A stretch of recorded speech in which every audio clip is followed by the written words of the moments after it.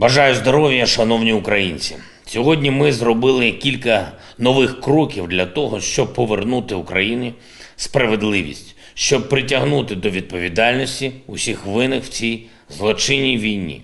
Ми вже співпрацюємо з багатьма країнами і міжнародними організаціями, щоб кожен російський вбивця отримав заслужене покарання. Ми вже налагодили взаємодію з Міжнародним кримінальним судом і будемо її нарощувати. Але, на жаль, існуючих міжнародно-правових інструментів недостатньо для справедливості. Навіть у Міжнародному кримінальному суді поки що неможливо притягти до відповідальності найвище політичне і військове керівництво Росії за злочин агресії проти нашої держави, за первинний злочин. Злочин, який породив всі інші злочини цієї війни. І не тільки після 24 лютого, а й від 2014 року. Саме тоді все це почалось. Щоб була відповідальність за агресію, потрібен спеціальний трибунал у доповнення до Міжнародного кримінального суду. І ми робимо все, щоб створити такий трибунал. Саме цьому завданню було сьогодні присвячено звернення першої леді України до парламенту і народу Великої Британії. Зараз триває візит Олени в Сполучене Королівство, і від імені усіх українців і українок, які постраждали від російської агресії, вона закликала Велику Британію стати лідером у глобальних зусиллях для створення спеціального трибуналу щодо злочину агресії Росії проти України і для повернення справедливості. Цей досвід є у британців, це є частиною нашої спільної з ними історичної пам'яті. Зимою 1942 року, коли ще ніхто не міг передбачити, коли завершиться Друга світова війна, саме у Лондоні представники союзників підписали Сейнт-Джеймську декларацію, документ, з якого почався шлях до Нюрнберзького трибуналу, тобто до справедливості після тієї війни. Зараз вже маємо потужну співпрацю з Нідерландами, які допомагають зі створенням Офісу прокурора для збору доказів воєнних злочинів. Працюємо з Францією, яка допомагає нам у польовій роботі по документуванню російського зла. І маємо об'єднати світову більшість на підтримку проєкту резолюції Генеральної асамблеї ООН щодо спецтрибуналу. Ми маємо розробити необхідну юридичну архітектуру, щоб трибунал запрацював. Маємо повністю реалізувати цей пункт нашої формули миру і реально забезпечити справедливість після цієї війни так само, як і після Другої світової. Вірю, що Велика Британія проявить своє лідерство саме у цій боротьбі за справедливість.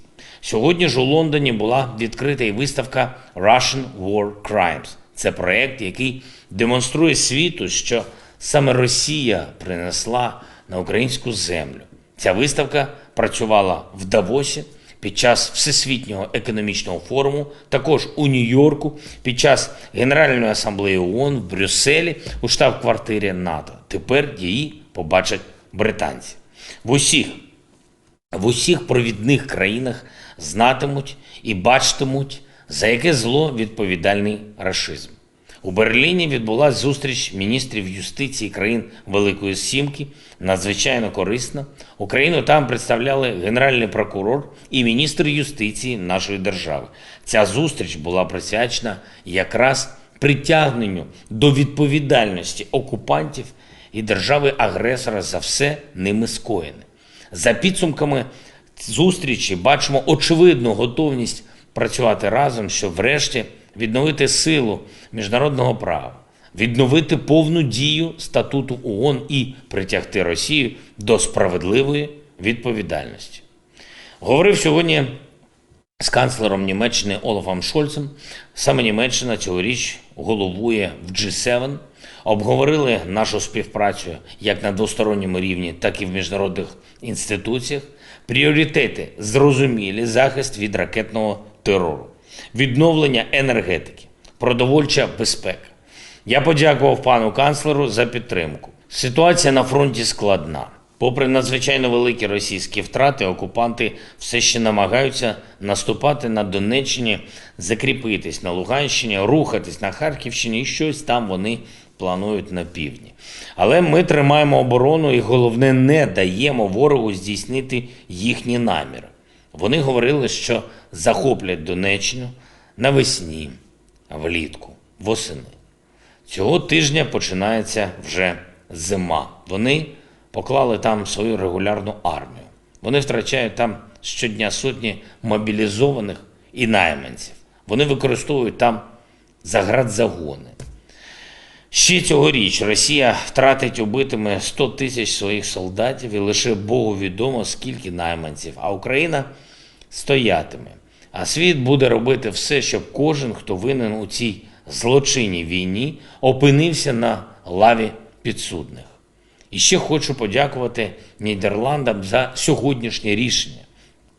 Палата представників Генеральних Штатів визнала Росію державою-спонсором тероризму.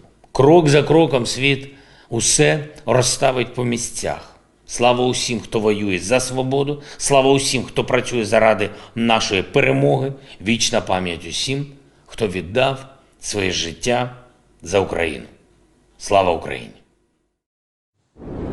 Підписуйтесь на канал, і у вас завжди будуть свіжі новини.